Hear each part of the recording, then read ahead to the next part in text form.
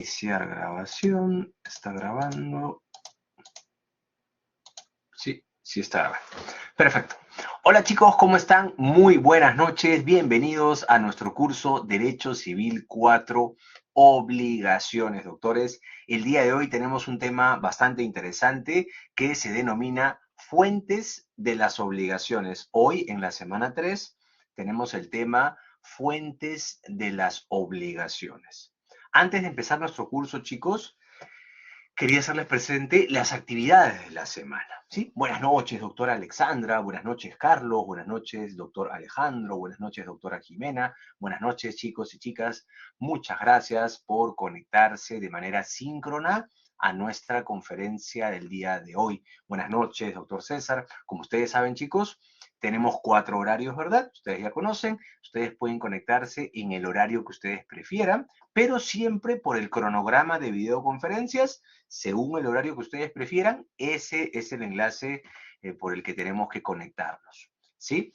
Yo puedo tener ahorita en este espacio estudiantes de distintas secciones. Solamente hay 2 secciones donde todavía no tenemos delegado. La sección que termina en 16745 todavía no tiene delegado, y la sección 17093 tampoco tienen delegado. ¿Sí? Chicos, si pertenecen a cualquiera de estas secciones, repito, la que termina en 16745 y la que termina en 17093. ¿Sí? En la sección anuncios verán que hay una tercera y última convocatoria. Esa convocatoria culmina el día de mañana, miércoles. Caso contrario, el docente, por indicaciones de la universidad, debe elegir a un estudiante. Lo que yo usualmente hago es elegir al primero de la lista, al último de la lista o a quien se encuentra en el medio. ¿Ya? Por favor, revisen su sección anuncios en caso ustedes pertenezcan a estas secciones. En la sección anuncios, si es que hay una convocatoria abierta, verán el anuncio de convocatoria abierta. Pero si su sección tiene ya un delegado designado y anunciado, perfecto, su sección ya tiene delegado. ¿Sí? Buenas noches, doctora Lady. Muchas gracias por conectarse el día de hoy, doctora. ¿Sí? Entonces, chicos, les decía, como actividades de esta semana tenemos nuestra videoconferencia, que es la que estamos realizando ahora, y el foro de debate. El foro de debate, chicos, es una actividad que no cuenta con calificación oficial. Es una actividad que les va a permitir a ustedes reforzar algún concepto que yo quiera que ustedes manejen a lo largo del desarrollo del curso, afianzar alguna idea fuerza del curso, pero no cuenta con calificación oficial. Entiéndase, ustedes tienen la elección de poder elegir, de ver si participan o no participan, es discrecional por parte de los estudiantes. ¿Sí? Muy bien, chicos. Dicho esto, vamos a empezar con nuestro curso, nuestro tema el día de hoy, que se llama Fuentes de las Obligaciones. La clase de hoy, chicos, va a recopilar varios subtemas, especialmente la clase de hoy, a diferencia de otras que se vienen más adelante en el semestre, pero especialmente la clase de hoy, yo la he diseñado según los módulos, según la información que está colgada en el aula virtual. Hay varios subtemas que vamos a ir trabajando, ¿sí? Ya en el desarrollo de hoy les explicaré, pero la clase de hoy está compuesta porque la información que ustedes tienen en el aula virtual es esa, y a veces esa información que está en el aula virtual es evaluada en sus cuestionarios T1, T2, T3, por ejemplo. ¿Sí? Entonces, esa es la razón por la que esta clase de hoy se compone de varios subtemas. Entonces vamos a dejar de compartir pantalla y les voy a compartir aquí las diapositivas que previamente ya he cargado. ¿Sí? A ver.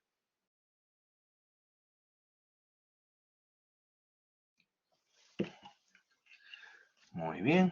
Aquí ya están las diapositivas. Perfecto, aquí está. Buenas noches, Adeli. Muchas gracias por conectarse. Muy bien, les decía, el logro, la clase de la semana 3 tiene como logro el que ustedes primero sepan qué son las fuentes de las obligaciones, para qué sirven las fuentes de las obligaciones, cuáles son las fuentes de las obligaciones, en nuestra vida cotidiana, en el ambiente jurídico, ¿sirve saber, conocer cuáles son las fuentes de las obligaciones?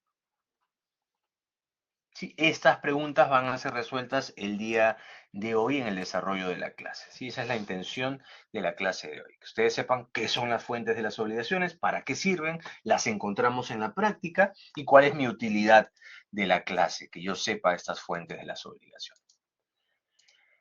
Entonces, doctores, ahora sí, vamos a empezar con el primer subtema de la clase de hoy. Hoy vamos a hablar entre 5 y 6 subtemas. El tema uno es fuentes de las obligaciones. ¿Cuáles son las fuentes de las obligaciones? Tenemos que las fuentes de las obligaciones, chicos, vienen a ser los contratos y la ley. ¿Sí?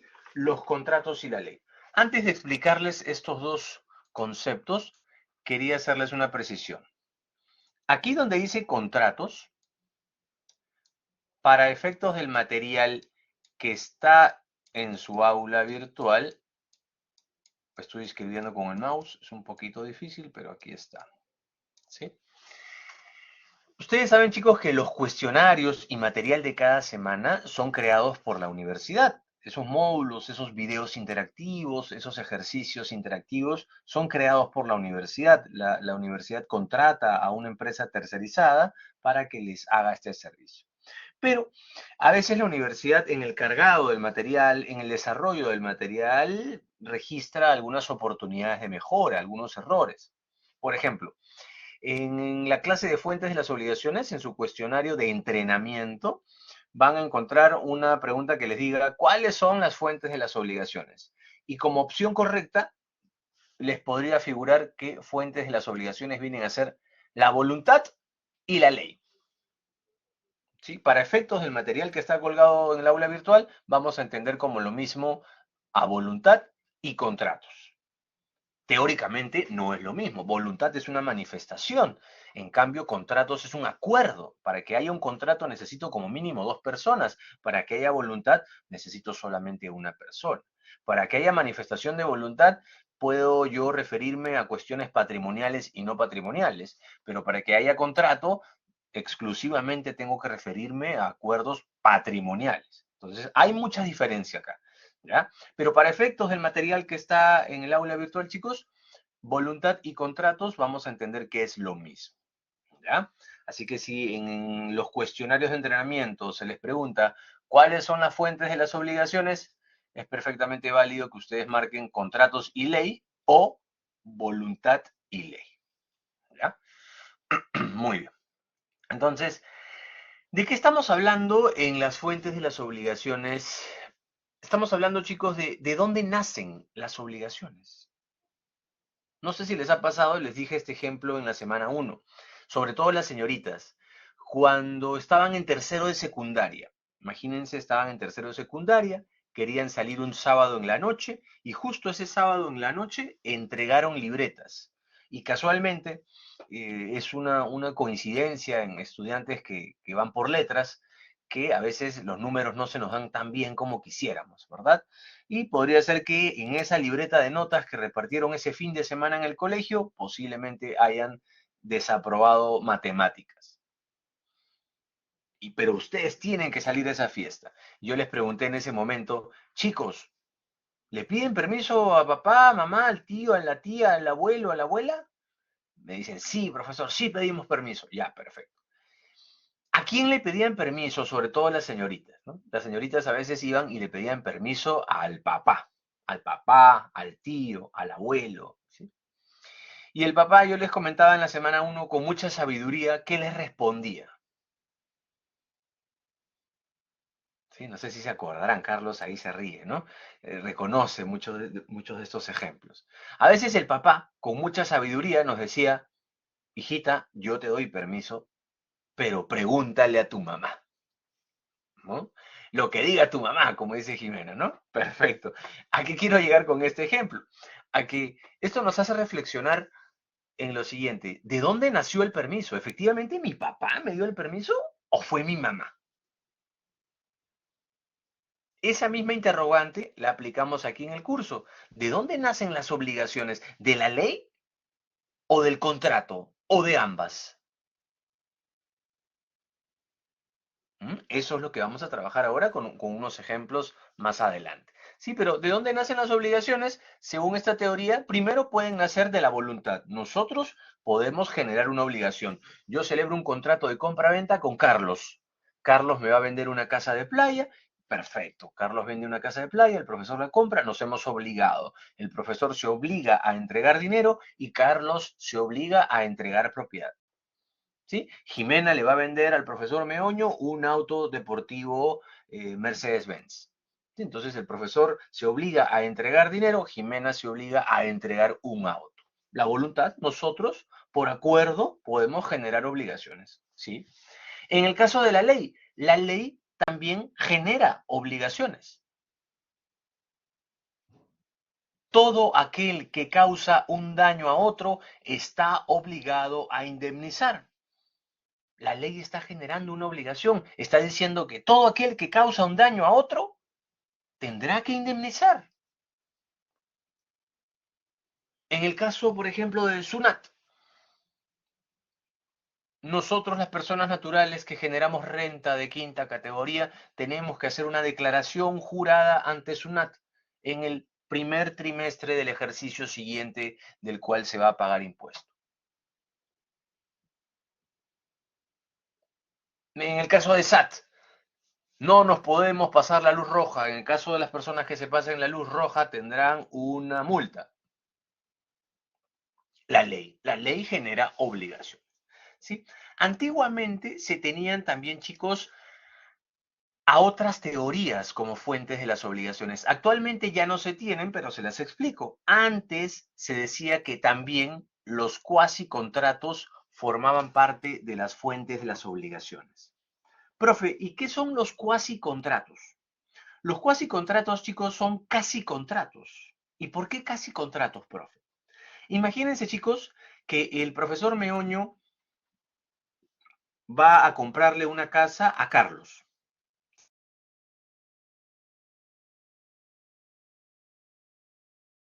Condiciones de entrega, las condiciones de pago, perfecto. Y el profe le dice, Carlos, por favor, mándame tu número de cuenta para hacer el pago respectivo. Ya, profe, no se preocupe. Carlos le envía el número de cuenta al profe y cuando el profe va a hacer el pago por su celular, por un error involuntario, sin querer, el profesor se equivoca de dígitos y en vez de pagarle a Carlos, termina haciéndole un depósito a la señorita Jimena. Jimena en ese momento está en el cine, Jimena no conoce a Carlos, no conoce a ningún señor Meoño, no conoce a nadie. Jimena en ese momento está en el cine, descansando con sus familiares, con sus amigos de universidad, y de la nada ve que recibió un depósito. Pregunta, chicos, ¿Jimena formaba parte del contrato entre el profesor Meoño y Carlos de compra-venta de esa casita? No, ¿verdad? Jimena no formaba parte de ese contrato.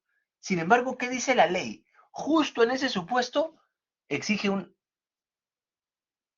A ver, ¿qué me dice acá? No, correcto, ¿verdad? Pero llegó dinero del cielo, dice Jimena, ¿no? Correcto. Y aquí la pregunta es, chicos, ¿qué creen ustedes? ¿Jimena estará en el deber de devolver ese dinero? ¿Tendrá la obligación de devolver ese dinero? Correcto, Jimena, correcto, Carlos, ¿verdad?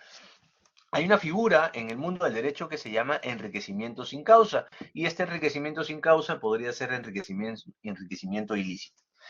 ¿Qué dicen estas figuras, tanto civil como penal? Que Jimena, sin formar parte del contrato, está en la obligación de devolver ese dinero que recibió por error. Profe, ¿y qué pasa si Jimena no devuelve nada? Bueno, Jimena afrontará un proceso civil y eventualmente afrontará un proceso penal. En esos procesos básicamente lo que se va a dilucidar es, señorita Jimena, ¿a razón de qué usted recibió $50,000? Justifique, ¿por qué el señor Meoño le deposita a usted $50,000? Si Jimena no logra demostrar a razón de qué obtuvo esos $50,000, Jimena tendrá el deber de devolver el dinero, pagar daños y perjuicios y eventualmente afrontar el proceso penal. Entonces, decimos que es cuasi contrato porque Jimena nunca formó parte del contrato inicial, pero incluso por ese error del profesor Meoño al hacer un depósito malo, Jimena estará en el deber de devolver ese dinero. ¿Sí? Por eso decimos cuasi contrato. Antiguamente, chicos, también teníamos a los delitos. Los delitos también eran fuentes de las obligaciones, ¿no? Aquel que mata a otro será reprimido con pena privativa de la libertad no menor de tantos años. Sí, la ley establecía una obligación. ¿Sí? Si tú cometes un tipo penal determinado, tendrás una pena, una obligación. Los cuasi delitos son casi delitos. Los cuasi delitos son delitos culposos. ¿Delitos culposos, profe? ¿Cómo así? Sí, un delito culposo, por ejemplo, homicidio culposo. Yo estaba manejando, no quería atropellar a nadie, no tenía mis lentes, era de noche, estaba de repente viendo mi celular y no quería atropellar a nadie, pero sin querer atropellé a una persona y perdió la vida. No quería matarlo, no quería atropellarlo, pero fue sin querer. ¿Sí? Homicidio culposo, casi delito. Antiguamente se tenían a estas teorías. Actualmente lo que tenemos como fuentes de las obligaciones vienen a ser los contratos y la ley. ¿Sí? Estas son las fuentes de las obligaciones. Contratos y ley. Ahora, vamos a resolver la siguiente pregunta. ¿De dónde nacen las obligaciones? ¿Solo de la ley? ¿Solo de los contratos? ¿De ambas? A ver, vamos a ver esto. Chicos, cuando ustedes han estado caminando por la calle alguna vez, ¿habrán visto este tipo de avisos? ¿Este tipo de anuncios de recompensa? Promesas de recompensa, a veces pegados en un poste, en una pared, ¿verdad? Sí, dice Carlos, Jimena, Deli, Becker, Katia, sí, ¿verdad? Sí hemos visto esto. Y posiblemente algunos de ustedes, yo incluso cuando era niño, hace muchos años, cuando era niño, preguntaba, ¿no? ¿Y esto será cierto? ¿Será verdad? Porque ¿qué pasa en la realidad peruana, ¿no? Que tú ves una promesa de recompensa y a veces los que no estudian derecho dicen, oye, pero esto es cierto, nadie cumple eso, ¿no? ¿Será cierto? No, eso es mentira, ¿no? Primero, promesa de recompensa. La promesa de recompensa, chicos, está regulada en el Código Civil, en el artículo 1959. Chicos, de ahora en adelante, cuando yo les diga un artículo del Código Civil, es simplemente referencial, para que ustedes sepan dónde está la información, ¿sí? Pero yo jamás les voy a preguntar en ninguna evaluación en qué artículo del Código Civil dice tal cosa, jamás, ¿sí? Solamente se los digo como referencia para que sepan dónde está esa información, ¿sí? Jimena dice, pero ya no vale encontrar perritos en la calle, porque algunos con buena intención lo encuentran, lo llevan a la dirección, y los dueños dicen que uno fue. Sí, sí, Jimena, sí, claro, sí, por supuesto. Pasa, lo que Jimena Guzmán nos explica en el chat es algo que sí, pasa. Actualmente las cosas están complicadas en la convivencia nacional, ¿no? Por muchas razones. Pero sí, es cierto. Entonces, promesas de recompensa, sí las hemos visto, ¿no? Estas promesas de recompensa básicamente te dicen, en este ejemplo que estoy poniendo, se me perdió mi perrito, alguien que tenga información que me ayude a encontrar al perrito, si yo encuentro mi perrito, si me entregas el perrito, te daré una recompensa. ¿Qué es lo que dice nuestro Código Civil sobre la promesa de recompensa? ¿Sí? Está en el 1959. ¿Qué dice?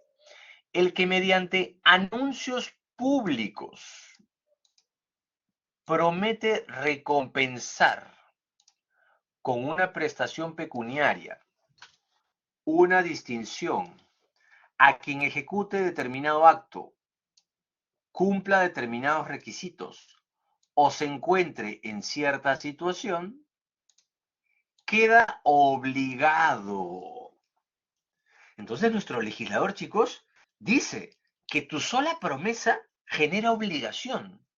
El hecho de que tú prometas genera obligación. El que tú prometas por un anuncio público te genera obligación.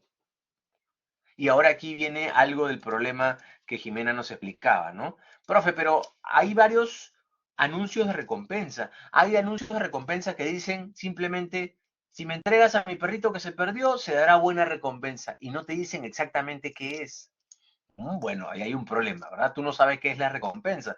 Puede ser una botella con agua, un abrazo, un beso, un apretón de manos, ¿no? No sabes qué es. Pero pueden haber también recompensas en donde, por este caso de animalitos, te ofrezcan $100, $500, $1000. Profe, ¿y qué pasa si no me pagan?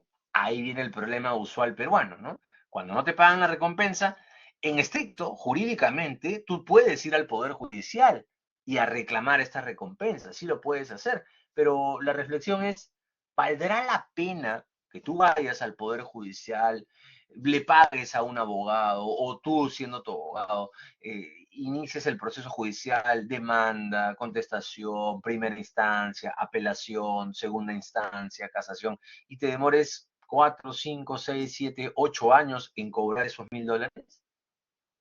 Para muchas personas no vale la pena, ¿no? Es mala inversión de su tiempo y su dinero. ¿Sí? Eso suele pasar. Pero, profe, entonces estas promesas de recompensa al final del día no sirven. No, acuérdense, chicos, ustedes cuando ven televisión, en noticias, muchas veces el Estado, hoy, actualmente, 2025, el Estado tiene promesas de recompensa. El Estado a veces cuando está buscando a una persona perseguida por la ley, da promesas de recompensa. 100.000 soles, 500.000 soles, 1 millón de soles. Sí, el Estado está dando recompensas por información que lleve al paradero de una determinada persona que está perseguida por la ley. Las empresas Las empresas también dan recompensa. Cuando se le pierden de repente su maquinaria pesada, cuando se pierde alguna materia prima que ellos tienen, dan recompensa para quien dé información del paradero de esa maquinaria pesada que se perdió, de esa materia prima que se perdió, etcétera. ¿Sí? Entonces, esto es usual, ¿sí? Las promesas de recompensa. ¿Por qué les daba este ejemplo? Porque en la promesa de recompensa, ¿qué pasa? La ley dice que esta promesa, si tú quieres hacer una promesa en anuncio público, sí genera obligación. Entonces tú pegas tu afiche y ese afiche genera una obligación. Aquí tenemos una combinación entre ley y la voluntad de las partes para generar una obligación. ¿De dónde nace la obligación en la promesa de recompensa? De la voluntad de las partes. ¿Sí? Muy bien. ¿Se entendió el primer tema, chicos? El primer tema ha sido fuentes de las obligaciones. Hemos dicho que como fuentes de las obligaciones tenemos a los contratos y la ley. Hemos dicho de dónde nace una obligación. Una obligación puede nacer o de la ley o de los contratos. ¿Sí? Hemos visto el ejemplo de la promesa de recompensa. En la promesa de recompensa hemos visto que dependiendo del caso en concreto, ese nacimiento de la obligación se da por una integración de la ley y de la voluntad de las partes. ¿Sí? Ese es el primer tema, fuentes de las obligaciones. Acá, Oscar me dice una consulta. Doctor, adelante, cuéntenos, doc. Ah, ya tenía la pregunta lista. ¿Qué dice Oscar? ¿Y qué pasaría si alguien más, ajeno a la situación, decide proponer una promesa de recompensa, por ejemplo, para evitar la demanda por daños y perjuicios o al contrario, para adjudicar o provocar una demanda por daños y perjuicios en caso la persona no desee cumplir lo que decía en esa promesa, ya que esa persona no lo publicó? Ah, muy buena pregunta. Sí, pues, algo así como que salga un anuncio prometiendo una recompensa para quien encuentre una mascotita que voy a pagar $10.000 y resulta que esa promesa de recompensa no la puso el profesor Meoño, algo así, y toman prestado el nombre del profesor Meoño, ¿verdad? Bueno, ahí ya entramos a un tema, ¿verdad? Entramos a un tema, porque eh, ustedes chicos saben que los animalitos, por ejemplo, son cosas, y ya hemos tenido esa clase en la semana 2. Los animalitos son bienes que a veces tú no los puedes identificar como quisieras. Entonces, si viene una persona a decirte, ese es tu perrito, y tú no le vas a dar la recompensa que supuestamente tú tenías que dar, la persona que te quiere entregar el animalito podría retenerlo y decir, bueno, tú no me das la recompensa, no te doy nada. No, que ese es mi perro. Lo siento, demuéstrame con papeles, demuéstrame con documentación que ese es tu perro. Aquí tengo fotos, mira mi cumpleaños con Pupi, me tomé una foto con Pupi. Lo siento, hay miles de perros con las mismas características. ¿Dónde es menos difícil esa situación? En el caso de empresas mineras, petroleras, eh, campamentos eh, alejados, petrolíferos, etcétera, donde se pierde maquinaria pesada. ¿Sí? Se pierde maquinaria pesada y ahí sí, pues, ¿no? Esa maquinaria pesada tiene una numeración, tarjetas de propiedad, numeración de serie y así tú no hayas puesto la recompensa, ya descubriste dónde están los bienes, sí, pues podrías iniciar alguna acción legal para que esos bienes te sean devueltos. Sí, claro. Pero ahí entran ya más problemas, ¿no? Por ejemplo, cuando te roban un celular, Oscar, imagínate que a ti te roban un celular y después de 10 días tú descubres que tu celular tenía una aplicación para buscarlo por GPS.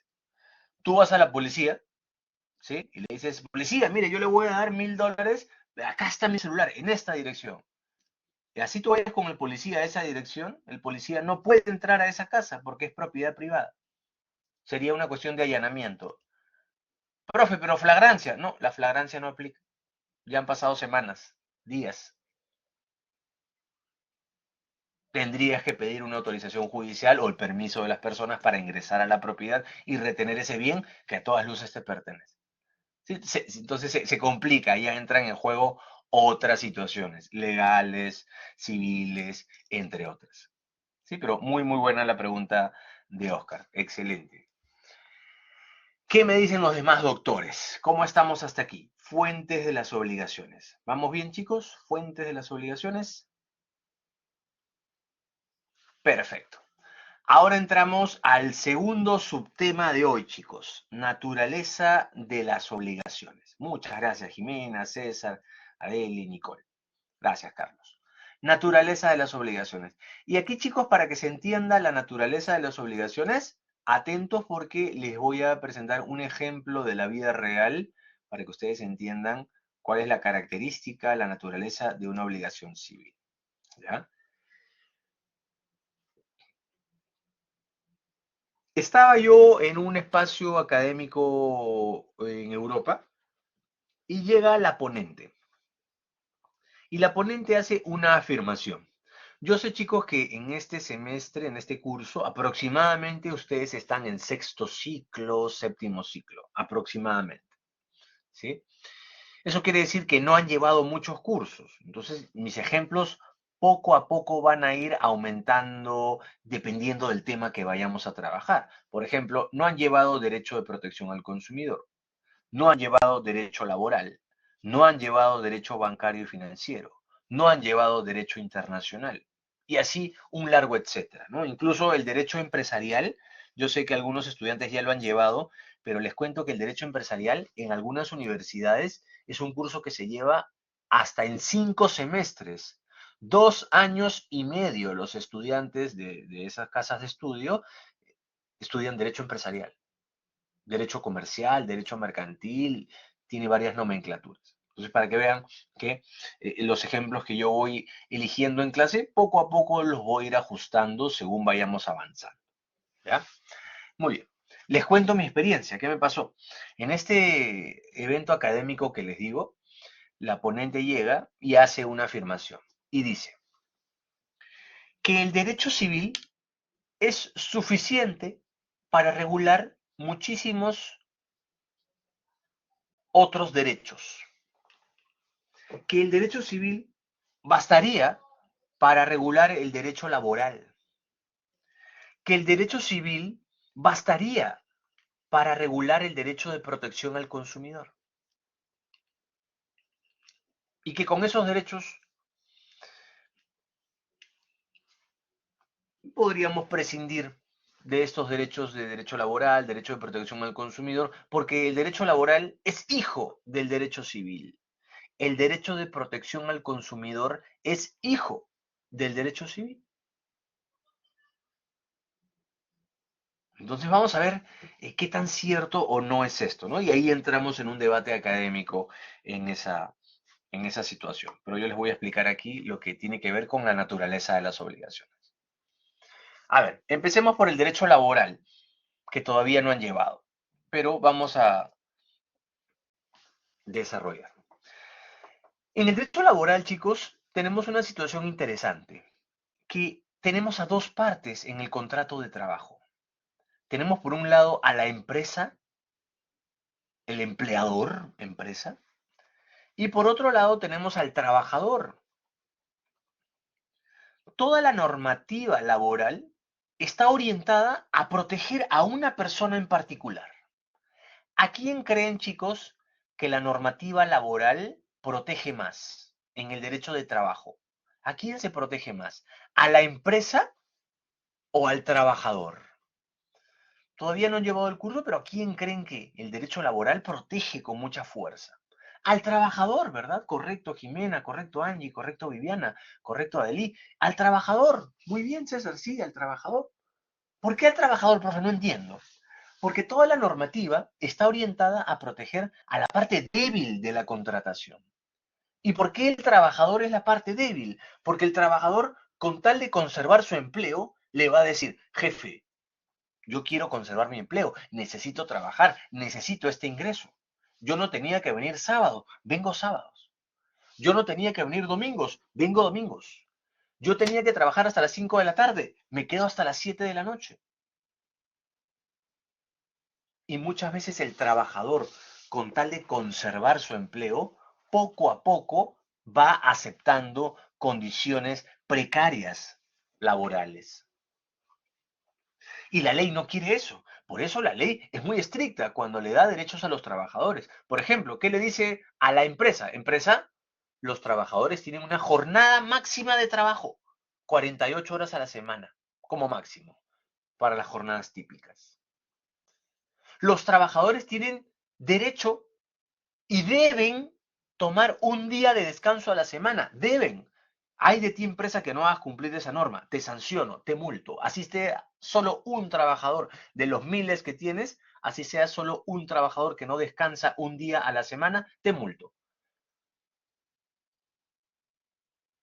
Los trabajadores tienen derecho a una remuneración mínima vital.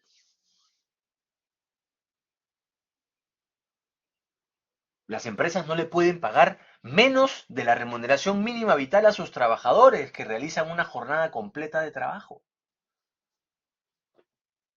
Los trabajadores, dependiendo del régimen laboral en el que se encuentren, tendrán derecho a vacaciones. Algunos tendrán 15 días de vacaciones, otros 30 días de vacaciones, pero tienen derecho a las vacaciones. Entonces vean que toda esta normativa laboral está orientada a proteger a esa parte débil de la contratación, que es el trabajador. Y por eso toda la normativa laboral protege a una parte especial, que es al trabajador.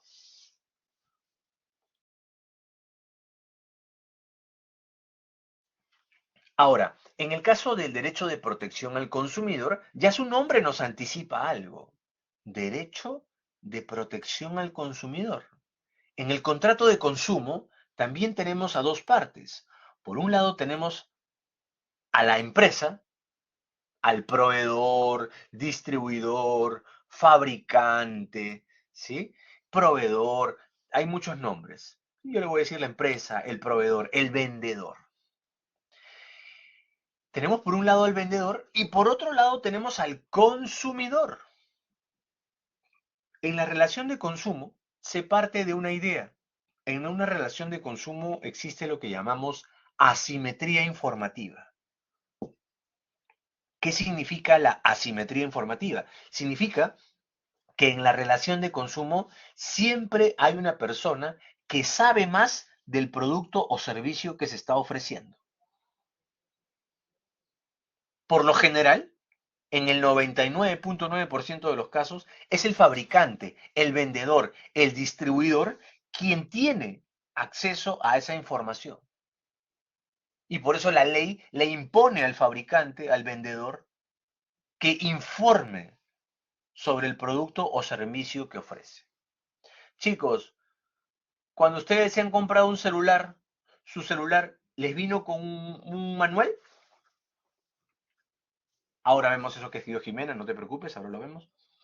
Cuando se compraron un celular, ¿les vino con un manual? Cuando se han comprado sus audífonos, ¿les vino con instrucciones, como dice Viviana? Sí, ¿verdad? Y ustedes saben usar su celular, ustedes saben usar sus audífonos. Y aún así les vino con instrucciones. Incluso para un paquete de galletas, para beber leche, un jugo, una gaseosa, para usar un desodorante, hay instrucciones. De manera tal que en el derecho de protección al consumidor entendemos que hay una parte débil a la que se tiene que proteger. En el derecho de protección al consumidor, chicos, ¿quién vendría a ser la parte débil en la relación de consumo? ¿El vendedor o el consumidor? ¿Qué opinan de lo que les he dicho? El consumidor, ¿verdad? El consumidor. Entonces, también en el derecho de protección al consumidor tenemos a una parte que proteger, que es el consumidor, como bien nos explica Jimena, Viviana, Adeli y Nicole. Correcto, sí, el consumidor. Entonces tenemos, recapitulando, que en el derecho laboral hay una parte débil, el trabajador. En el derecho de protección al consumidor hay una parte débil, el consumidor. Sin embargo, en nuestro curso, una obligación civil se rige por el criterio de la igualdad entre las partes. Se entiende que el acreedor y el deudor se encuentran en igualdad de condiciones para generar sus prestaciones, para celebrar sus acuerdos. Si yo quiero comprarle una propiedad a Nicole, Nicole está en su derecho para decidir sobre el precio que ella estime necesario. Y el profesor Meoño estará en su derecho para saber si ese precio le convence o no le convence, si va a negociar con Nicole para que ese precio se ajuste más a las posibilidades de pago del profesor. Y perfecto, ambas partes se encuentran en igualdad de condiciones para negociar. En el derecho civil, chicos, partimos de la idea de la igualdad. Ambas partes, acreedor y deudor, se encuentran en igualdad de condiciones para negociar. Por eso aquí en el derecho civil, en las clases que vamos a desarrollar más adelante, vamos a ver que prima el acuerdo de las partes. Las partes pueden decidir lo que quieran en sus contratos. ¿Y por qué lo pueden hacer? Porque se encuentran en igualdad de condiciones. Muchas de las normas que vamos a estudiar, ya en un momento les explicaré, son supletorias. ¿Qué significa supletorias? Que admiten pacto en contrario. Eso quiere decir, en otras palabras, que prima nuestra voluntad, prima lo que nosotros queramos incluir en nuestros acuerdos.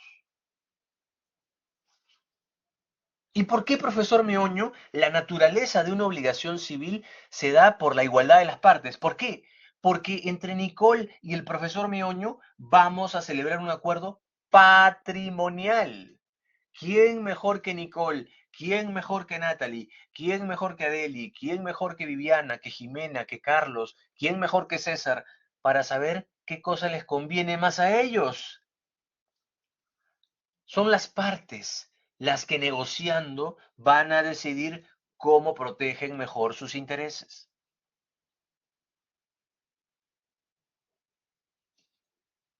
¿Sí? Entonces, primer punto aquí. Naturaleza de las obligaciones civiles se rigen por la igualdad entre las partes. ¿Y por qué hay igualdad entre las partes? Porque van a versar sobre contenido patrimonial. Comprar una casa, comprar un perro, un préstamo personal, un alquiler, contenido patrimonial. ¿Sí? Ahora, vamos llegando poco a poco a lo que Jimena nos escribió en el chat. ¿Hasta ahí me van siguiendo, chicos, con la idea? ¿Vamos bien hasta ahí? Poco a poco estamos llegando a lo que Jimena nos escribió en el chat. ¿Sí? ¿Vamos bien hasta ahí? Perfecto. Ahora,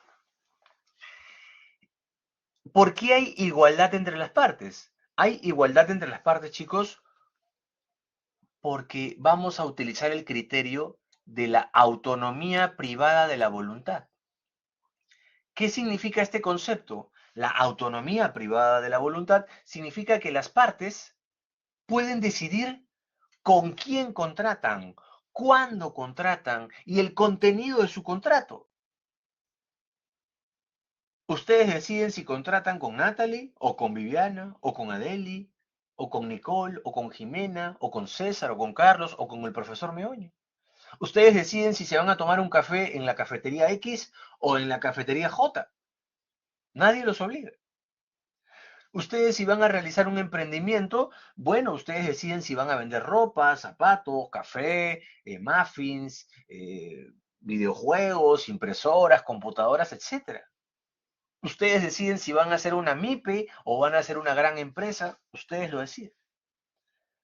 Ojo, chicos, eso que a ustedes les parece obvio, ver con quién contratan, cuándo contratan, el contenido de su contrato, esto que les parece obvio, chicos, no es tan obvio.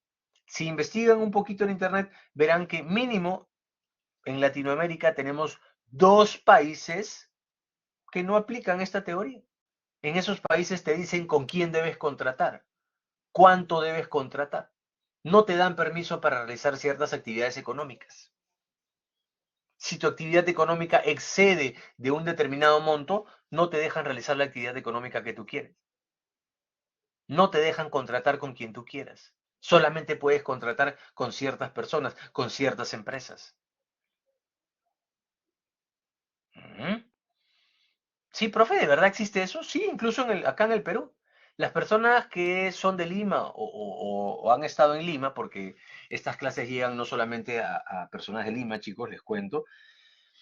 eh, Acá en Lima tenemos un sistema de transportes que se llama el Metropolitano. Ahí el Estado te está diciendo, si quieres tomar esta ruta, la única empresa que te va a dar esta ruta es el Metropolitano, no hay más. Ya si tú quieres, tómate un taxi, ese es tu tema, ¿no? Pero el transporte público, el Metropolitano, no hay más. ¿Mm? Ya, eso existe. Y imagínense en otros países donde la actividad económica todavía es más restringida. ¿Ya? Entonces, eso es autonomía privada de la voluntad, que tú decidas con quién contratas, cuándo contratas y qué cosa contratas. ¿Sí? Las partes lo pueden generar, dilucidar libremente. Ahora, un detalle. Esta autonomía privada de la voluntad, chicos, tiene una limitación. No podemos ir en contra de normas legales de carácter imperativo. Profe, ¿qué significa una norma legal de carácter imperativo? ¿Qué significa eso, profe? Una norma de carácter imperativo es una norma que no admite pacto en contrario, una norma de obligatorio cumplimiento. ¿Cómo es eso, profe? Obligatoria, como dice Angie, ¿no? Usualmente ustedes en cursos pasados han estudiado ejemplos como que no podemos vender determinadas drogas, no podemos vender órganos humanos, ¿verdad? Pero yo les pongo unas normas más terrenales. Tú celebras, tú tienes una discoteca, tú tienes un restaurante y tu restaurante quiere celebrar una contratación con una orquesta para que celebre su show a las 4 de la mañana. Bueno, hasta ahí no les parece tan descabellado, ¿no? Va a realizar un show, una orquesta, no hay nada malo, y le has dicho que venga a las 4 de la mañana. Pero sucede que hay ciertas municipalidades en las que las actividades solamente pueden ser realizadas hasta las 3 de la mañana. Después de las 3 de la mañana no hay actividad nocturna, no la hay.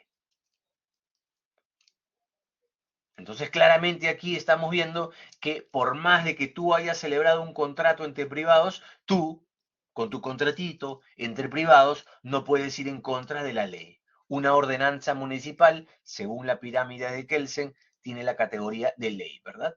Entonces, a eso me refiero. No podemos ir en contra de normas de carácter imperativo. Por ejemplo, una ordenanza municipal. No podemos celebrar un show de juegos pirotécnicos al costado de un grifo, porque hay una ley que lo prohíbe. No podemos vender artefactos pirotécnicos al costado de un grifo. No podemos realizar actividad económica que tenga que ver con un casino al costado de un colegio. No se puede. ¿Sí? A eso voy cuando les digo que la autonomía privada de la voluntad tiene limitaciones. No podemos ir en contra de la ley. ¿Qué es una norma legal de carácter imperativo? Es una norma que no admite pacto en contrario. ¿Sí? Ahora, las reglas que vamos a estudiar en el curso, chicos, según esa autonomía privada de la voluntad, las reglas que vamos a estudiar en el curso, en el 99% de los casos, vienen a ser normas supletorias.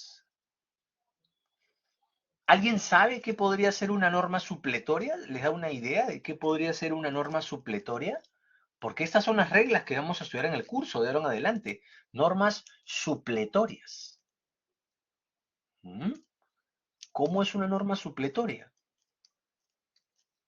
¿Por qué decimos que estamos frente a una norma supletoria? ¿Qué tiene una norma supletoria que nosotros debamos conocer?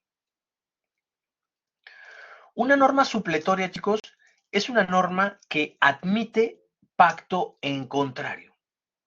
Es una norma que solamente se aplicará cuando las partes no hayan desarrollado ese contenido en concreto.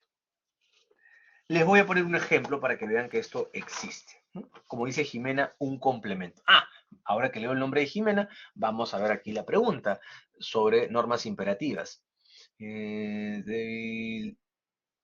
Ya. No forma parte del curso, pero igual se los comento, chicos, para que lo tengan en cuenta. Por ahí, de repente, en las semanas 11 y 12, hay un comentario particular sobre ese buen ejemplo que Jimena nos explicó en el chat, pero el tema de manifestación de voluntad obedece a acto jurídico, ¿verdad? Por muchas razones. Pero les cuento, chicos, que nuestra legislación solo admite que la manifestación de la voluntad sea realizada de manera libre, espontánea, sin uso de violencia. Si mi manifestación de voluntad provino de la violencia, de la intimidación, del error, entre paréntesis puede estar una estafa, me han inducido a un error, me han intimidado, me han obligado, me han estafado, ¿verdad? Si mi manifestación de voluntad proviene de alguna de estas situaciones, claro está que nuestra legislación dice que esa manifestación de voluntad es nula, es como si nunca se hubiera hecho.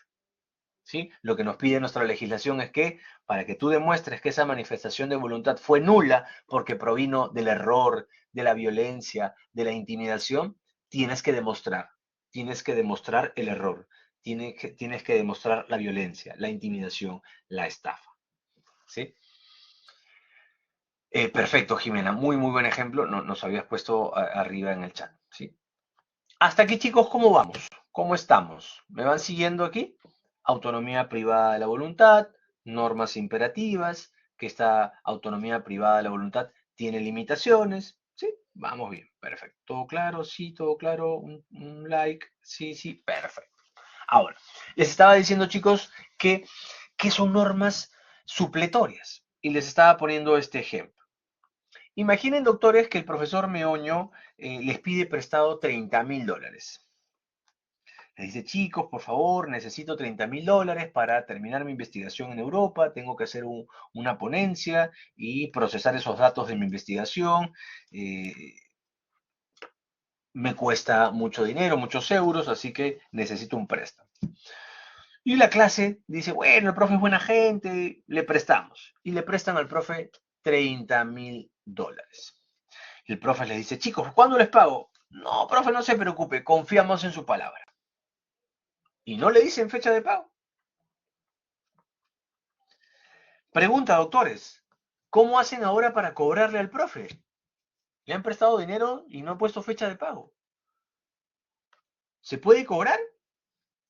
¿Sería una obligación ese préstamo? ¿Hay obligación o no hay obligación?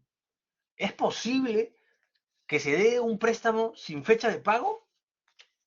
¿Qué opinan? Acá me dice Carlos, me dice Natalie. Acuérdense, chicos, que cuando yo haga preguntas de esta naturaleza, por ahí si no tienen la respuesta, me pueden poner alguna de estas caritas que a mí me diga que me están escuchando, pero no tienen la respuesta. ¿Sí? Todo me sirve. Hasta ahora de mi ejercicio, solamente he visto que 3, 4 personas me respondieron. ¿Sí? El ejemplo era el siguiente. El profesor Meoño les pide prestado $30.000 Ustedes le dicen, ya, profe, le prestamos y no hemos puesto fecha de pago. No le dijeron cuándo el profesor Meoño tiene que pagar. Y lo que yo les pregunto es, uy chicos, ¿y aquí cómo hacemos? ¿Es obligación? ¿No es obligación? ¿Le pueden cobrar al profe o no? ¿Cómo hacemos? ¿Existe eso? ¿Existe que tú prestas a alguien y no le pones la fecha? ¿Existe eso de verdad? ¿O el profe me está tomando el pelo? Bueno, les cuento. Ahí está, excelente. Eso es lo que quiero. Que si no tienen la respuesta, pero igual me pongan alguna reacción que a mí me digan que me están escuchando en tiempo real, ¿no? Está muy bien. Excelente, Nicola, Deli, Viviana, César, Jimena. Muy bien, eso me agrada muchísimo. Entonces, les cuento, chicos, el artículo 1240 del Código Civil, ¿sí? Solamente se lo pongo como referencia, doctores, para que sepan que esa información existe, para que vean que el profesor no se la inventa, sino que nuestro Código Civil la tiene. ¿Ya? Ese articulito 1240 del Código Civil nos dice que cuando las partes no han dicho nada sobre la fecha de pago, se entenderá que la fecha de pago será inmediatamente después de contraída la obligación. Inmediatamente después de contraída la obligación. Entiéndase, ustedes le pueden cobrar en ese minuto que le dieron el dinero al día siguiente o cuando ustedes quieran, por más de que no hayan puesto plazo. ¿Por qué? Porque aplicamos una norma supletoria. ¿Por qué se llama supletoria? Porque solamente se aplica cuando ustedes no hayan dicho nada. Solamente se aplica como complemento. ¿Por qué complemento? Porque como ustedes no dijeron fecha de pago, se aplica la norma supletoria. ¿Por qué decimos que es supletoria? Porque admite pacto en contrario. Ustedes me podrían decir, profe, pero yo podría decir que usted me pague por transferencia en cuenta el 15 de septiembre a las 4 de la tarde. Sí, por supuesto. Y si ustedes pactan una forma y una fecha y una vía determinada de pago, eso se tiene que cumplir y punto.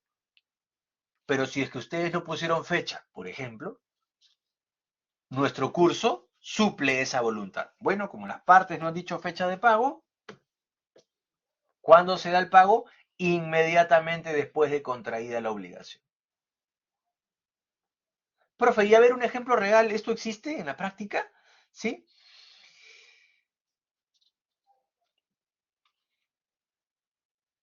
Claro, las letras, en el caso de títulos valores, tienen una fecha de vencimiento, ¿verdad? Hay pagos a la vista, ¿no? Por ejemplo, ¿no? Tú tienes una cuenta de ahorros. Tú tienes una cuenta de ahorros. ¿Y cuándo te van a dar el dinero de tu cuenta de ahorros? Inmediatamente después de que tú dejas tu dinero en el banco. El banco tiene la obligación de entregarte el dinero inmediatamente después de que tú dejas el dinero en el banco. El banco no te dice yo te voy a dar el dinero el primero de cada mes, a tal hora, a tal hora. No, no, no. Tú tienes varios canales para disponer de ese dinero. Inmediatamente después de contraída la obligación. Y tú no has puesto fecha para que tú puedas retirar ese dinero. ¿Dónde se aplica esto también? En muchos contratos empresariales. Imagínense a la empresa Saga Falabella. Saga Falabella, nos gusta la empresa, no nos gusta la empresa, es otro tema, pero uso este ejemplo porque es muy probable que la mayoría o todos nosotros conozcamos esta empresa. En esta empresa, claramente vemos que hay muchísima ropa, electrodomésticos, artefactos. Este tipo de empresas tienen contratos de suministro. La marca Gallito le entrega cada 10 días, cada 15 días, cada 30 días, cada 45 días la ropa a Saga Falabella. La marca Pablito, lo mismo. La marca Alejandrito, lo mismo. Y muchas veces en estos contratos de suministro no se establecen fechas concretas de pago, ni siquiera para las penalidades. En el contrato se establece que cuando la empresa de Pablito no entregue la mercadería cada 45 días, tendrá que pagar una penalidad de $5.000. ¿No pusiste cuándo se paga la penalidad? ¿A fin de mes? ¿En la siguiente mensualidad? ¿A fin de año? ¿Cuándo pagas la penalidad? Ah, entonces ahí se aplican este tipo de normas. ¿Cuándo se paga la penalidad? En ese supuesto, inmediatamente después de generado el hecho. De manera, chicos, que sí existen este tipo de situaciones. Una norma supletoria es una norma que admite pacto en contrario. Acuérdense, por autonomía privada de la voluntad, ustedes pueden decidir lo que deseen, lo que quieran. ¿Tienen limitaciones? Claro. No pueden ir en contra de la ley, no pueden ir en contra de normas imperativas. Pero a veces su autonomía de la voluntad le falta algo, se olvidaron de regular algo. ¿Qué pasa, chicos, si ustedes le prestan $30.000 al profe y ahora dicen, profe, ahora ya no nos olvidamos de la fecha? Usted nos paga el 15 de septiembre. Ah, ya, perfecto. ¿A qué hora? Ah, ya, a las 4 de la tarde. 15 de septiembre, 4 de la tarde. Ya, ok, chicos. ¿Y dónde va a pagar el profe, chicos? ¿En el domicilio de Jimena, de Nicole, de Viviana, de Adeli, de César, de Carlos, de Natalie? ¿En el domicilio del profesor Meoño? ¿En la cafetería? ¿En el paradero? ¿Dónde va a pagar el profe?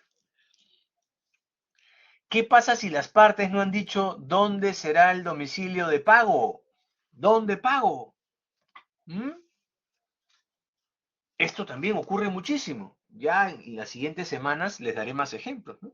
Pero ¿qué pasa cuando las partes no han dicho lugar de pago? El artículo, por ejemplo, 1238 del Código Civil nos habla del lugar de pago. Salvo pacto en contrario, el domicilio de pago será el domicilio del deudor. Salvo pacto en contrario. Prima lo que ustedes digan. Profe, ¿yo le puedo decir a usted que me pague por transferencia en cuenta? Claro, perfecto. ¿Yo le puedo decir, profe, que usted me pague al mediodía en la cafetería de la universidad? Claro, por supuesto. ¿Cuándo se aplica una norma supletoria? Cuando las partes, por su autonomía privada de la voluntad, no dijeron alguna pauta importante en la contratación. Solo en esos casos se aplican las normas supletorias, que de hecho nuestro curso va a estudiar muchísimas normas supletorias. Cada regla que estudiemos admite pacto en contrario. ¿Sí? ¿Qué me dice acá Jimena? Perfecto, lo desarrollamos. Muy bien, entonces ya hemos desarrollado la autonomía privada de la voluntad, naturaleza de las obligaciones, normas supletorias y normas imperativas.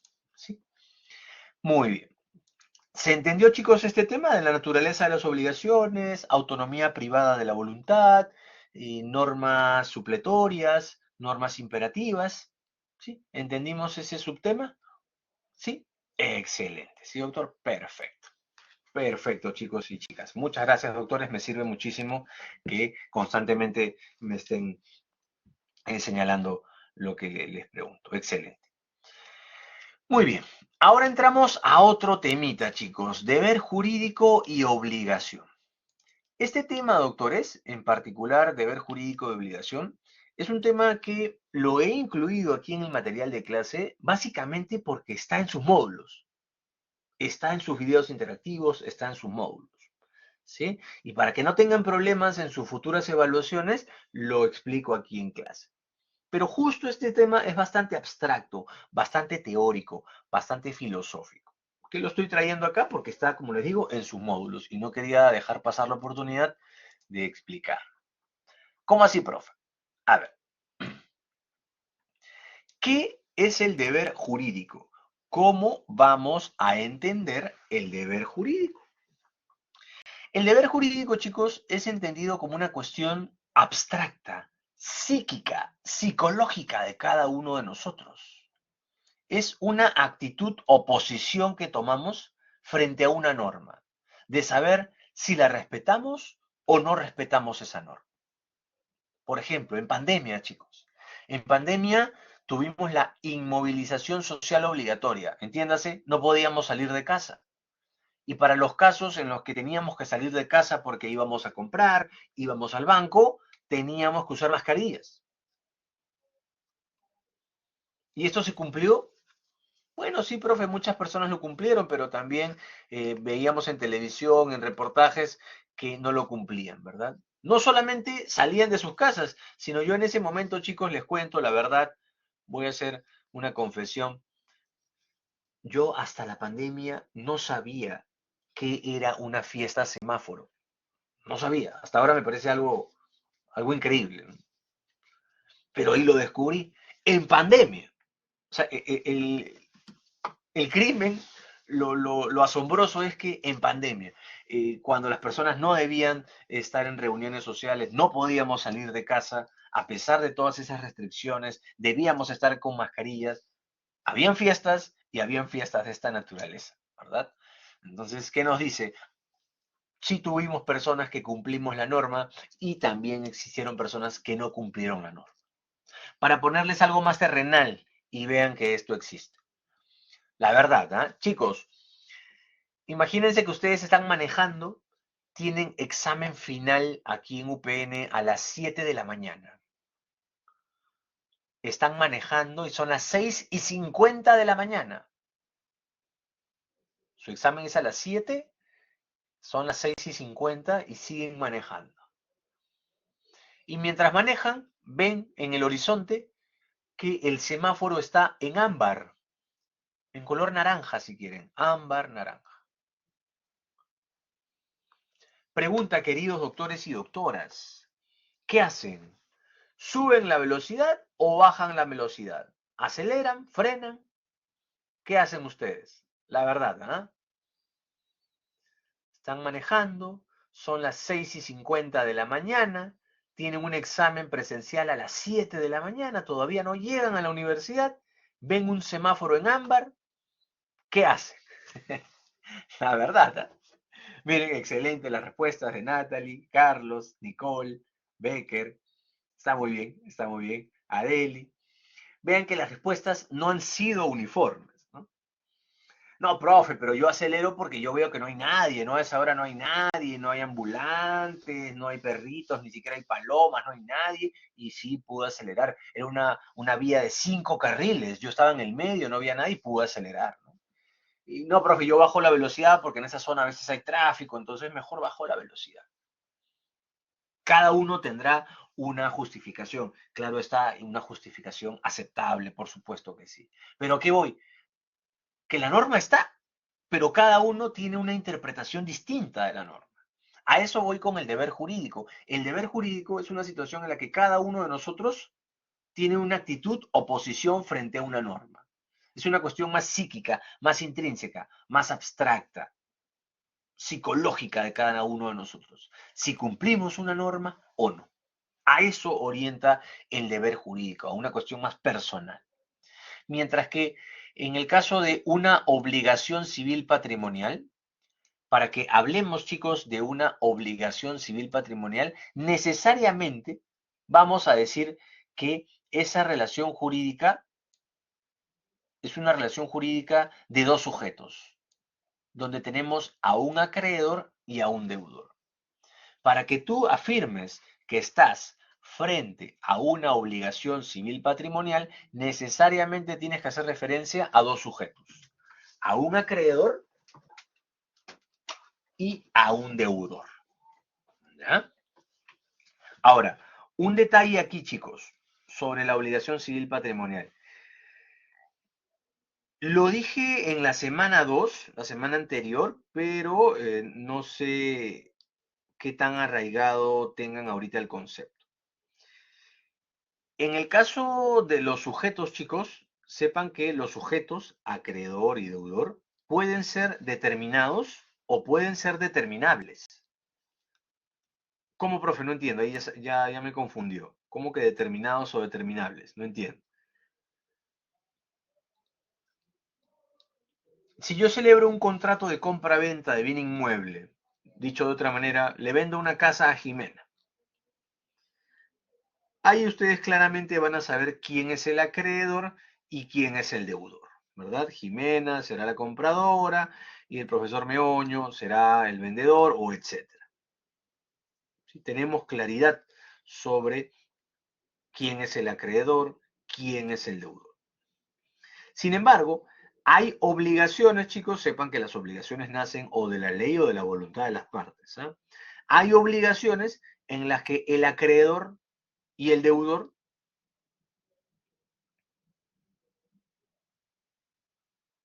es determinable. ¿No tengo claridad sobre quién es el acreedor, quién es el deudor? ¿Cómo, profe? ¿Cómo es esto? Hay una norma del Código Civil que indica que todo aquel que causa un daño a otro está obligado a indemnizarlo. Todo aquel que causa un daño a otro está obligado a indemnizar. Aquí nuestro legislador nos está diciendo cuál es la fórmula para identificar a un acreedor y a un deudor. ¿Cuál será la fórmula? Todo aquel que cause un daño a otro. Entonces, si tú causas el daño, serás deudor. Está obligado a indemnizarlo. ¿A quién? Al que sufrió el daño. Ahí tienes al acreedor. Entonces, dependiendo de la situación en concreto, ese acreedor y ese deudor pueden ser determinados o determinables. ¿Ya? Entonces, para que hablemos de una obligación civil patrimonial, necesariamente, chicos, tiene que haber una referencia, una fórmula para saber quién es el acreedor y quién es el deudor. ¿Sí? Básicamente, esa es la precisión cuando hablamos de deber jurídico y obligación.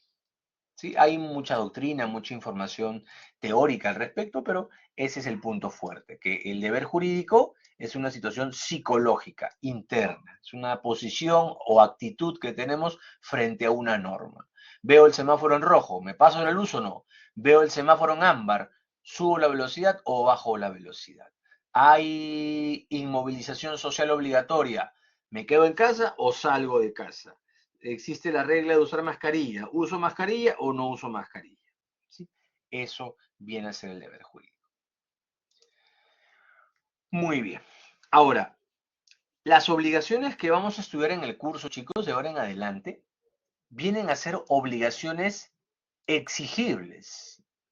Las obligaciones que vamos a estudiar en el curso son y serán obligaciones exigibles, chicos.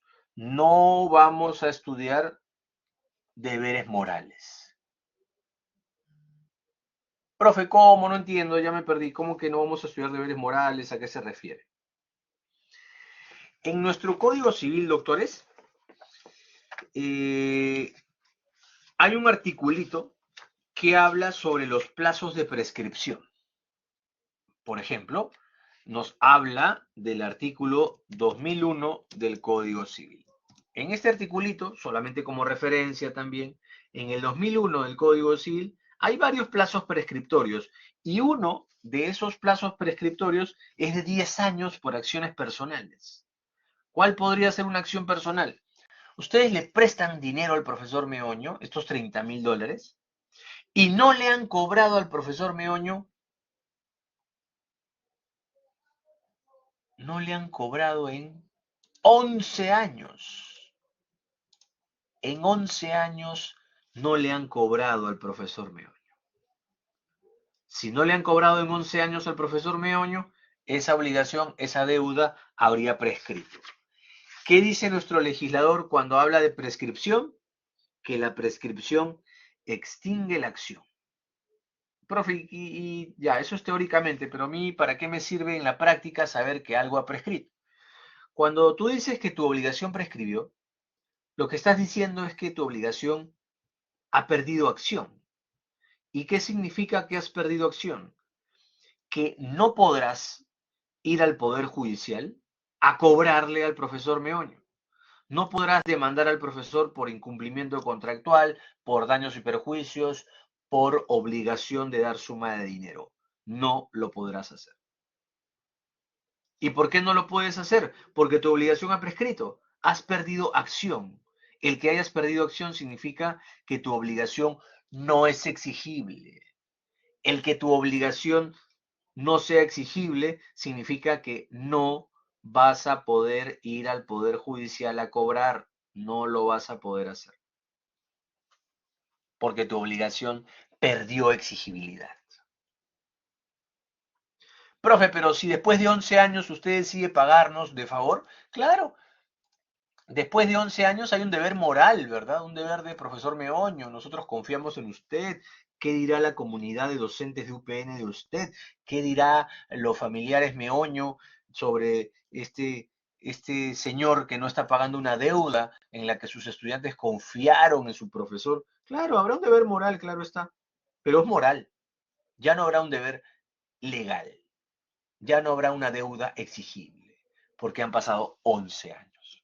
Las obligaciones que nuestro curso va a estudiar siempre serán obligaciones exigibles, que no estén afectadas por ejemplo, prescripción, por ningún plazo que afecte la exigibilidad de nuestras obligaciones. ¿Sí? Esas son las obligaciones que vamos a estudiar. ¿Sí? Muy bien. Hasta aquí, chicos, ¿cómo estamos? ¿Cómo vamos? Acabamos de entrar al último tema de la clase. Sí, pero quería ver cómo estamos hasta aquí. ¿Alguna pregunta, alguna duda, alguna precisión? Todo claro, todo comprensible, todo claro, doctor. Perfecto, queridos doctores. Todo claro, me dicen. Excelente, está muy bien. Entonces, chicos, vamos a entrar al último tema de la clase. ¿Ya? Es satisfacción del interés del acreedor. ¿Cómo vamos a trabajar este concepto?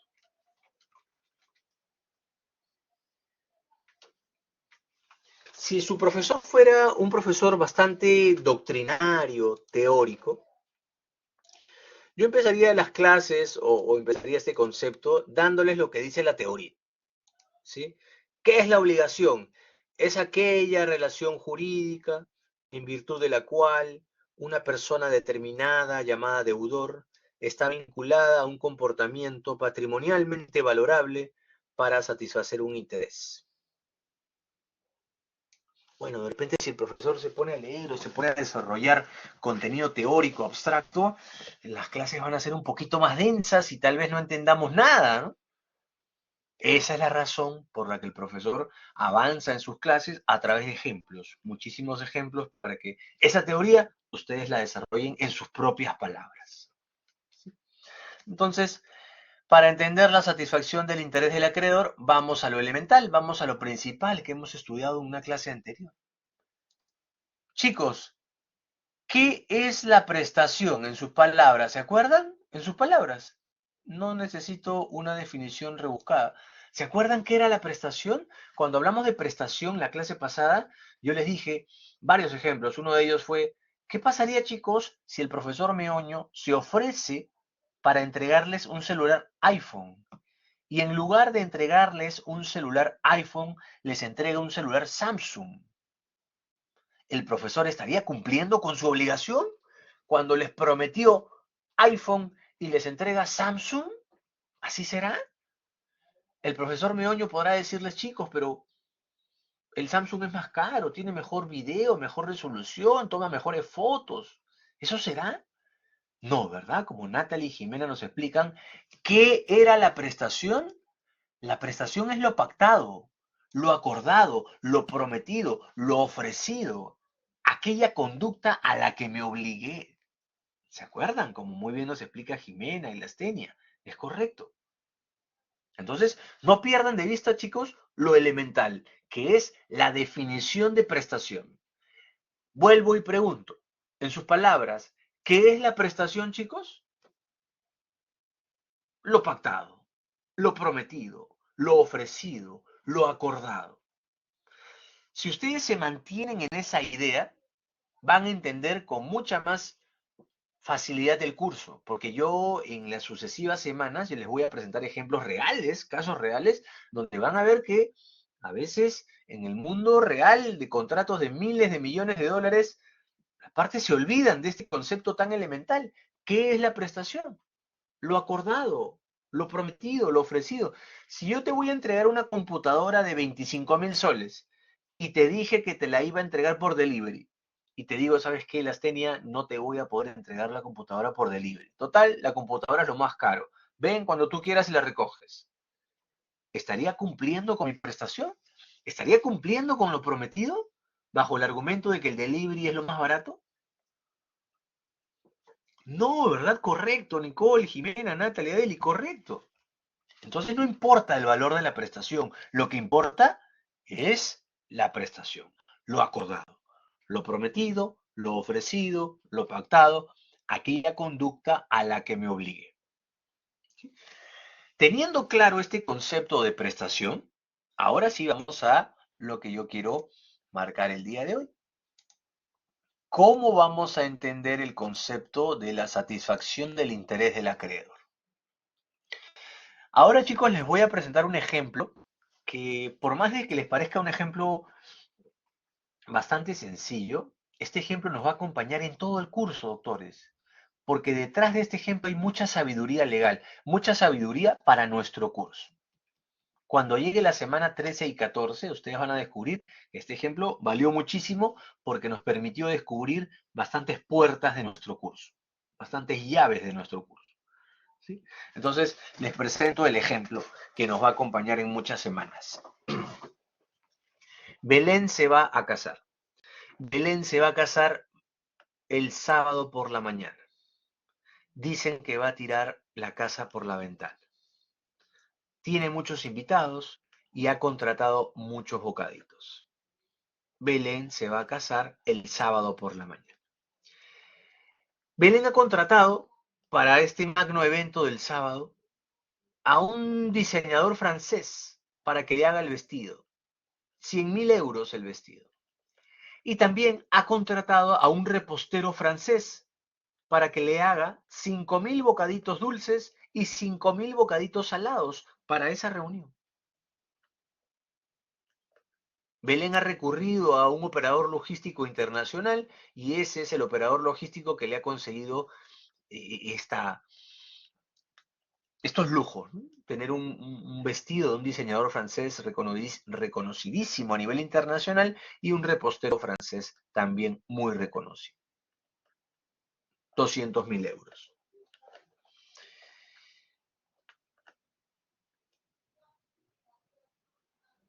Pregunta, chicos, ¿por qué creen que Belén se vaya a casar? Sí, digo Belén para no coger ninguna fibra de nada, ¿no? Aquí en clase. Pero ayúdenme con el ejercicio. ¿Por qué creen? Incluso Belén aquí no tiene rostro, ¿no? He puesto, no hay rostro para no coger ninguna fibra. Pregunta, chicos, ¿por qué creen que Belén se vaya a casar? Opinemos, elucubremos para efectos del ejercicio. ¿Por qué creen que Belén se vaya a casar? ¿Por qué se casan las personas? Lo que usualmente me dicen aquí es, profe, por amor, ¿no? Ya, correcto, sí, por amor. Porque está enamorada, dice Leli, ya, sí, correcto.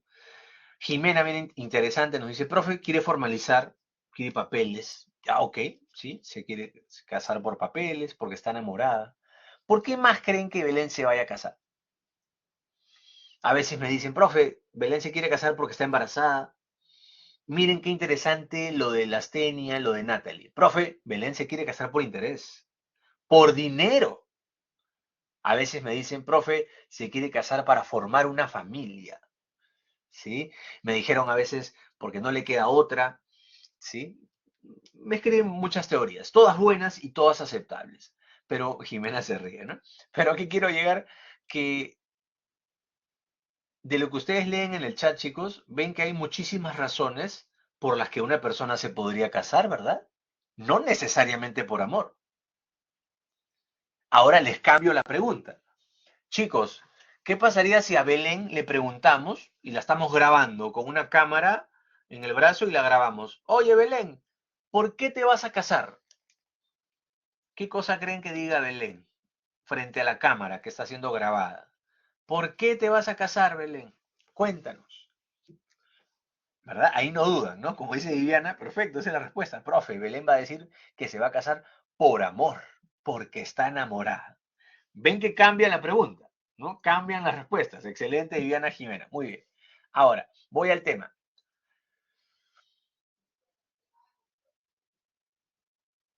Belén ha contratado a este logístico internacional para que el vestido y los bocaditos le sean entregadas, ¿sí? Las piezas, el sábado La ceremonia es el sábado a las 9 de la mañana. A esa hora es la ceremonia. Y la entrega de los vestidos y los bocaditos es a las 7 de la mañana. ¿Qué pasó? El proveedor no llega a las 6 de la mañana, no llega a las 7 de la mañana. El proveedor, el vendedor, ¿a qué hora llega? El vendedor llega a las 10 de la mañana. Belén ya se casó. Se casó en jeans, se casó con otro vestido, etcétera, ¿no? Pero ya se casó. Chicos, pregunta, ¿ustedes aceptarían una prestación 60 minutos después? ¿Aceptarían esa prestación 60 minutos después? ¿Mm? ¿Qué opinan? ¿Aceptan los bocaditos? ¿Aceptan el vestido? Miren qué interesante, ¿no? Sin que hayamos llevado muchísimas partes del curso, con el excelente criterio, ustedes me dicen, profe, no. Natalie, Angie, Aleli, Adeli, Jimena y Becker me dicen, no, profe, no. Belén ya se casó a las 9, ¿qué hago recibiendo a las 10 de la mañana? No, pues, no, no, no y doble no. ¿Cómo hacemos con el profesor Meoño, que es el logístico internacional? Porque el profesor Meoño lo que va a decir es, oye, Belén, pero tú, ¿cómo no me vas a recibir el vestido si tú me has comprado un vestido? Me has comprado tela y acá está la tela, te la estoy entregando. ¿Qué diferencia hay en que te lo entregue a las 9 y a las 10 de la mañana? ¿Hay diferencia o no hay diferencia? Porque tú me has comprado un vestido y te estoy entregando el vestido. ¿Qué diferencia hay en que te lo entregue a las 9 de la mañana o a las 10? ¿Habrá diferencia o no, chicos?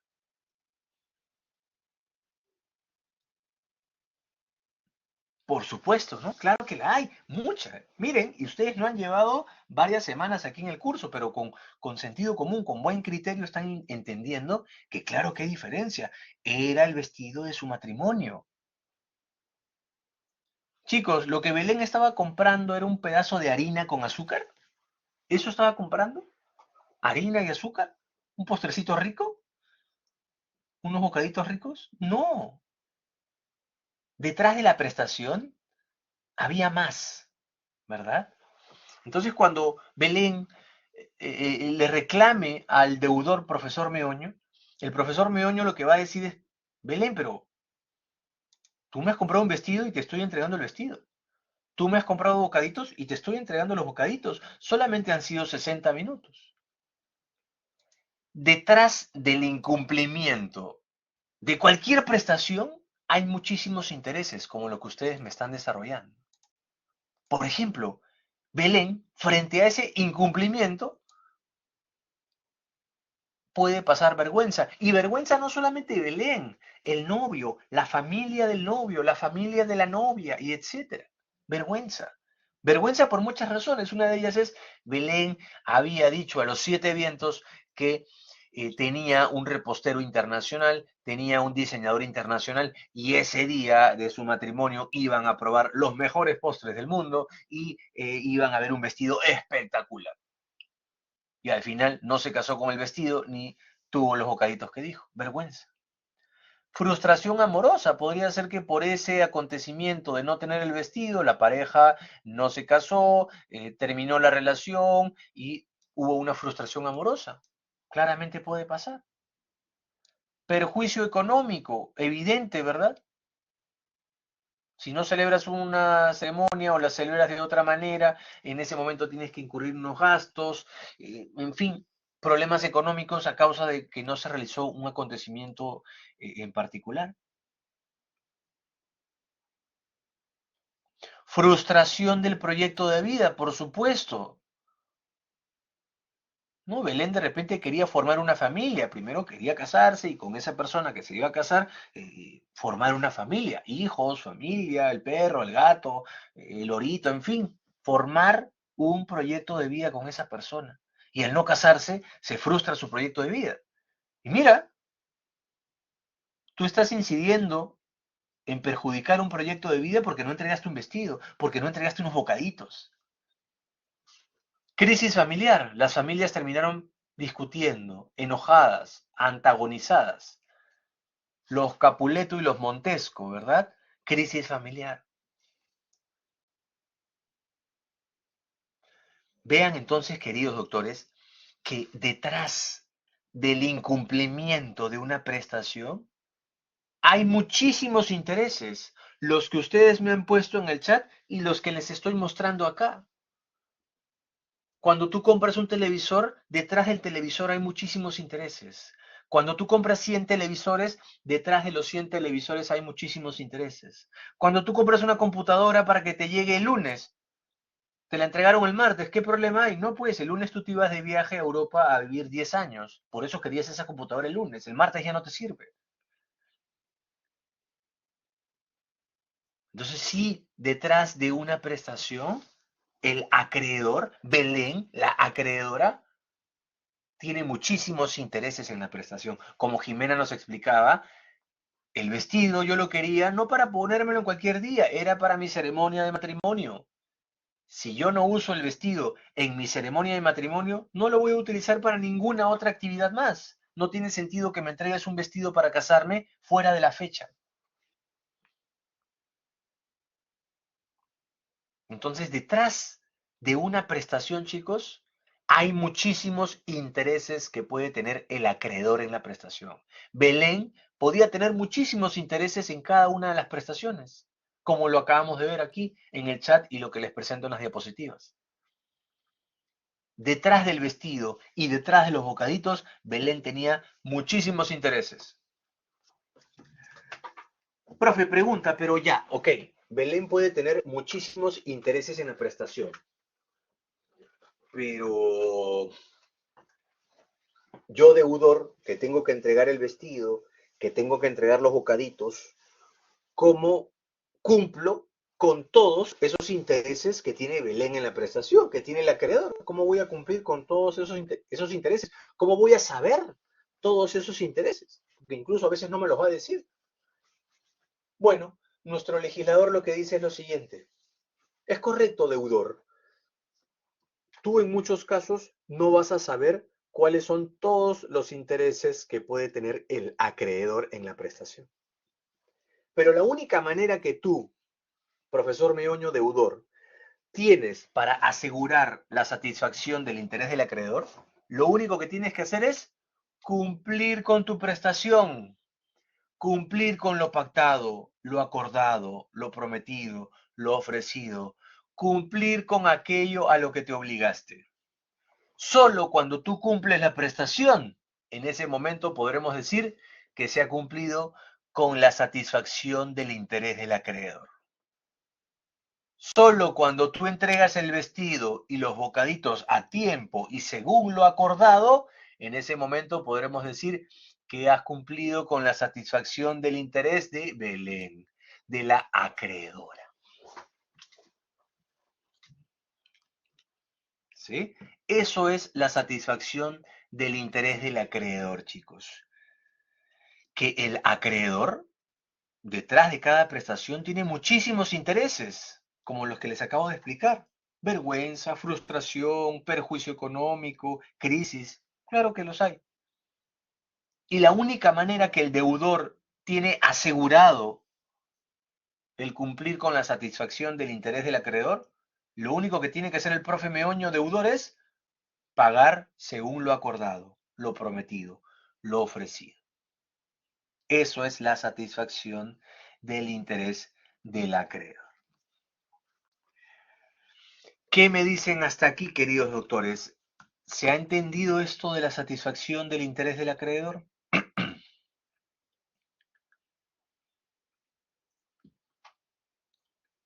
Perfecto, todo claro, todo claro. Vamos a prender la cámara aquí para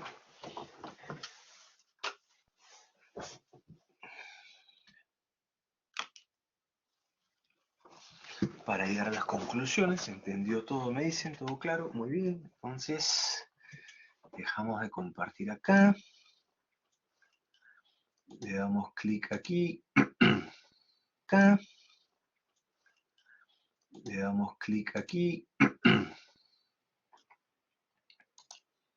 Compartir cámara. Perfecto. Muy bien, chicos, entonces vamos a las conclusiones de la clase de hoy. ¿Sí? ¿Qué me han escrito aquí?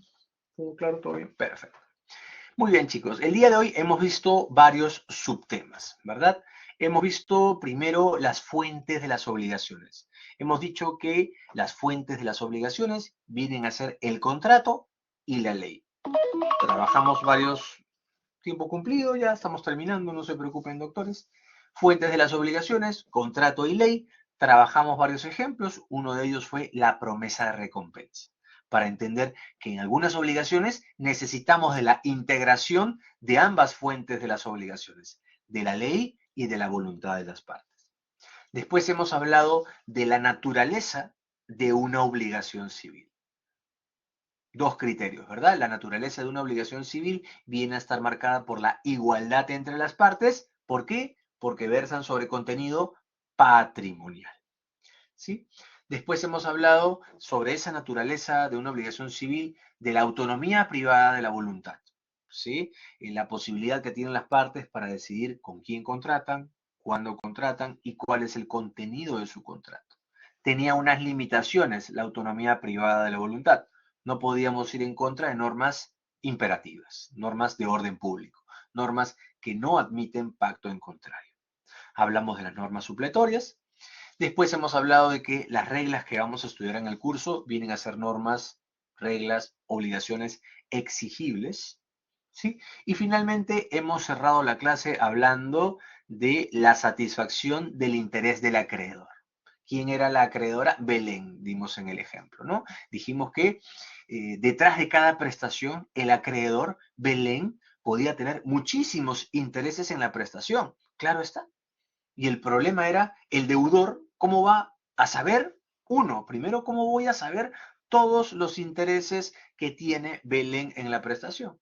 Y dos, ¿cómo los voy a cumplir todos esos intereses? Si a mí me estás comprando bocaditos, me estás comprando un vestido, ¿qué problema voy a tener yo? ¿Cómo yo voy a tener incidencia en tu crisis familiar, en tu frustración amorosa, en tu proyecto de vida? ¿Yo con un vestido y bocaditos, es verdad? Sí, lo acabamos de ver. ¿Qué dice nuestro legislador? El deudor, la única manera que tiene para satisfacer el interés del acreedor es cumplir con su prestación. ¿Qué era la prestación?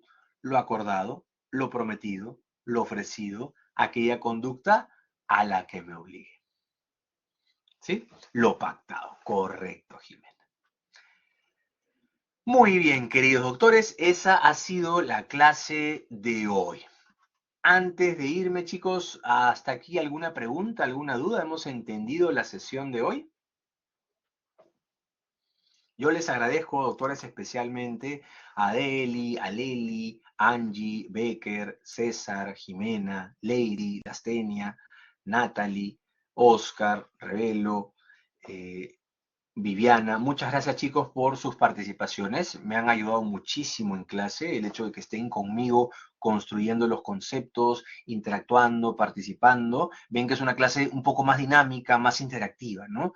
Porque para que logremos ese dinamismo necesitamos de ambas partes, del docente, pero también de los estudiantes. Así que les hago un agradecimiento muy especial a ustedes, chicos, porque han ayudado a que la clase mantenga ese ritmo. Y esperemos que en las futuras sesiones mantengamos la misma participación y el mismo ritmo. ¿Sí? No te preocupes, Eleni, muchísimas gracias. Muchísimas gracias. Muy bien, doctores. Entonces, como no veo preguntas, solamente me queda nuevamente agradecerles, invitarlos para la siguiente conferencia de la semana 4. Hablaremos del tema obligaciones de dar, de hacer y no hacer. Un tema muy importante también para el curso. ¿Sí? Entonces, doctores, sin más, solamente me queda agradecerles y conmigo ya será hasta la siguiente semana. ¿Sí? Muchas gracias, Eleni. Chao, César. Chao, Eleli.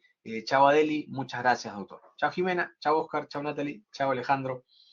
Muchas gracias por su tiempo. Chao, chicos. Buenas noches. Chao, Jimena. Chao, Revelo. Chao, Lady.